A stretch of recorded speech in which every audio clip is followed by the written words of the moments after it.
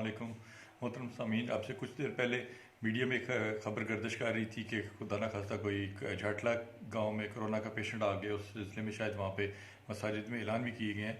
तो मैं MS city doctor Abdul Razak आपसे मुखातिब हूँ। उसमें पेशेंट हमारे पास आया, हमारे मेडिकल स्पेशलिस्ट डॉक्टर इम्तियाज़ ने चेक किया है। उस पेशेंट को किसी किस्म का कोरोना या कोविड बीमारी का कोई खदशा कोई नहीं। उस मरीज़ को मैदे की बीमारी और थोड़ी बहुत एलर्जिक कफ थी और उसको बेस लाइन इन्वेस्टिगेशन करवाने के बाद घर भी भेज दिया गया। तो आपसे गुजारिश है कि आप किसी किस्म की अफवाहों पे एतमाद ना करें। हम इंतहाई विजिलेंट हैं। हमारे एसी साहब, डीसी साहब, सीओ हेल्थ, हमारी पूरी टीम जो है 24 आवर्स काम कर रही है।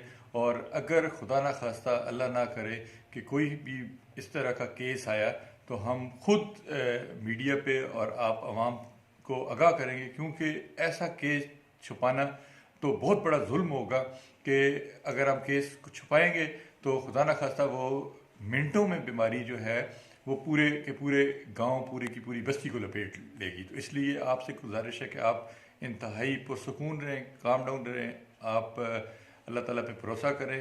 और हम इंतहाई जान फशानी के साथ जो है पूरी की पूरी डीसी साहब की क़यादत में महकमा हेल्थ की टीम काम कर रही है। जहाँ भी हमें कोई इस तरह का शक पड़ता है तो फौरी तौर पे हम उस पेशेंट को मुकम्मल इन्वेस्टिगेट करते हैं।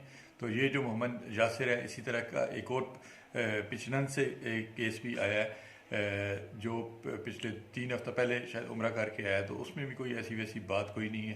तो अगर खुदा न खास्ता कुछ हुआ, कुछ केस आया, तो इंशाल्लाह हम खुद आगाह करेंगे ताकि अवाम जो है एहतियाती तदाबीर इख्तियार कर सके।